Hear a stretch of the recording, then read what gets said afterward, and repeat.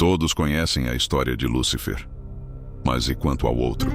Um anjo esquecido, expulso não por rebelião coletiva, mas por algo ainda mais silencioso.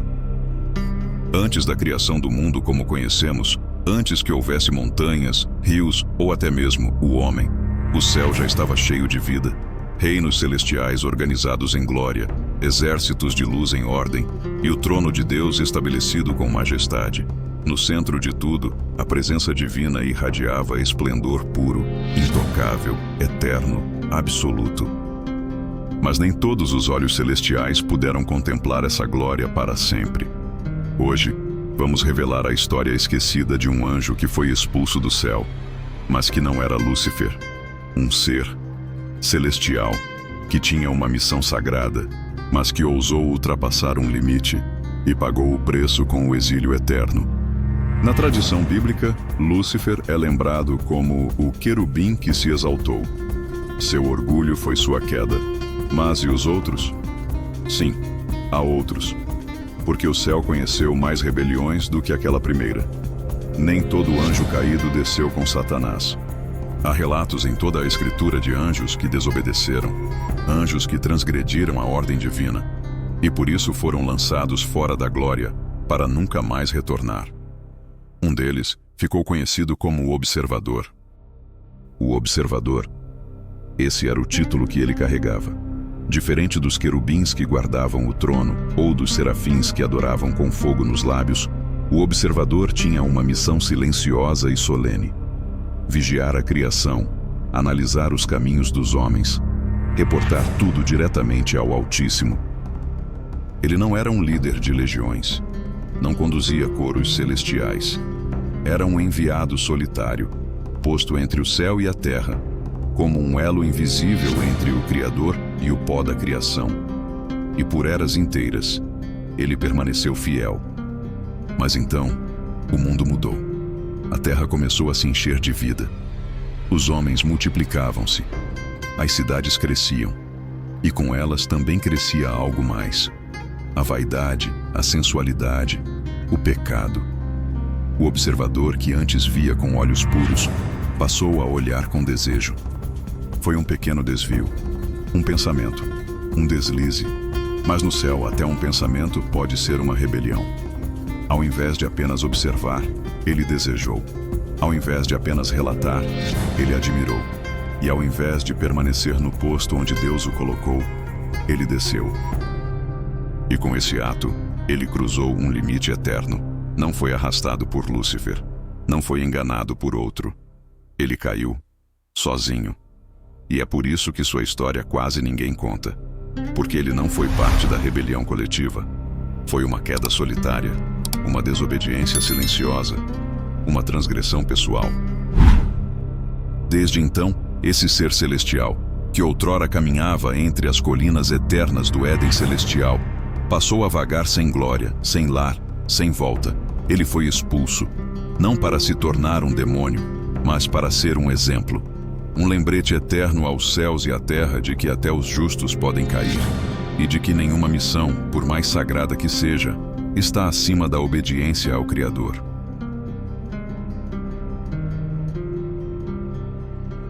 No livro de Gênesis, capítulo 6, há um mistério profundo. Está escrito: E aconteceu que, como os homens começaram a multiplicar-se sobre a face da terra, e lhes nasceram filhas, viram os filhos de Deus que as filhas dos homens eram formosas, e tomaram para si mulheres de todas as que escolheram. Gênesis 6, 1, 2. Esses filhos de Deus não eram homens comuns, eram anjos vigilantes, enviados à terra para observar e guardar a criação. Mas eles se corromperam, começaram a cobiçar o que não lhes pertencia, abandonaram sua natureza celestial, cruzaram a fronteira entre o eterno e o terreno, e assim desceram, mas não como mensageiros, e sim como transgressores. O livro apócrifo de Enoque os chama de os vigilantes, anjos que, por sua própria vontade, desceram à terra, tomaram mulheres humanas e geraram filhos gigantescos, chamados de nefilins, híbridos, abominações. Entre eles havia um líder, um anjo distinto. Seu nome era Semjaza. Semjasa não era um anjo qualquer.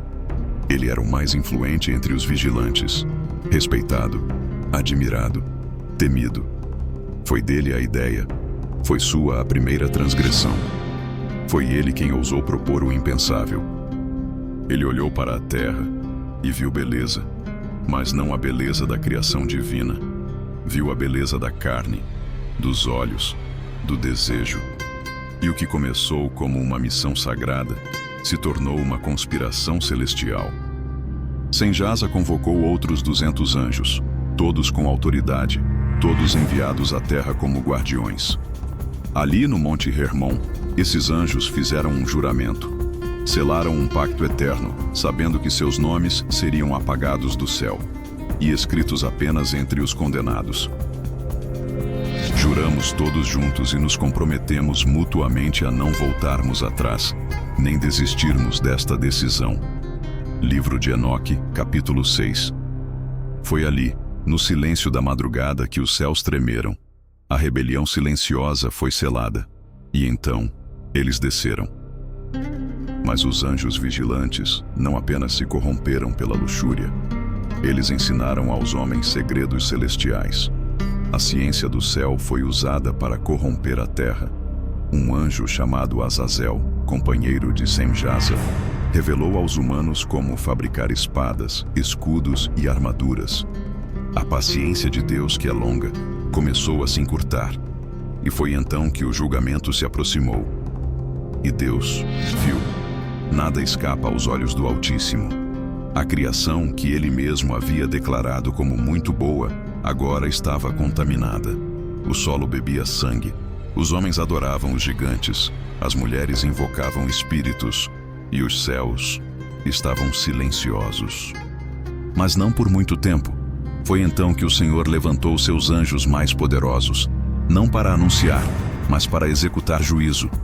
O primeiro a ser enviado foi o arcanjo Uriel, portador da luz divina e da justiça inabalável. Ele trouxe a ordem do trono. O tempo da paciência havia terminado. Uriel, Rafael, Gabriel e Miguel, os 4 pilares da autoridade celeste, receberam suas ordens com precisão. Uriel deveria avisar Noé sobre o dilúvio que viria. Rafael deveria amarrar Azazel e jogá-lo nas trevas, cobrindo-o com pedras até o grande julgamento. Gabriel foi incumbido de exterminar os filhos bastardos dos vigilantes, os Nefilins. E Miguel, o capitão das hostes celestiais, foi designado para julgar Semjasa e seus companheiros. E então, o céu tremeu. As portas da eternidade se abriram. As vozes dos arcanjos ecoaram sobre a terra. A glória que antes iluminava, agora caía como tempestade. Um por um, os anjos vigilantes foram caçados. Não com espadas, mas com sentenças. Eles não podiam resistir. Eles haviam transgredido uma ordem eterna. Apenas aguardavam o decreto do seu destino. E Semjasa, o líder da rebelião, caiu de joelhos. Foi então que Miguel proferiu a sentença. Por teres contaminado a criação de Deus, por teres ensinado segredos que não te foram concedidos compartilhar, por teres quebrado o limite entre o eterno e o mortal, serás lançado no abismo, acorrentado até o dia do grande julgamento, e tuas palavras não serão mais ouvidas, nem no céu, nem na terra. E assim foi feito. Os anjos caídos foram presos nas profundezas, não no inferno onde habita Satanás, mas em um local ainda mais sombrio, o Tártaro, um abismo de escuridão total, onde o tempo não passa e a luz nunca entra. Lá, Semjasa permanece até hoje, acorrentado, silencioso, esquecido pelos homens, mas eternamente lembrado pelos céus como um exemplo de que nenhuma glória é maior do que a obediência. E os outros, todos os anjos vigilantes, os 200 que juraram com Semjasa, foram tratados da mesma forma, acorrentados, separados, esquecidos pela terra, mas não pelo céu.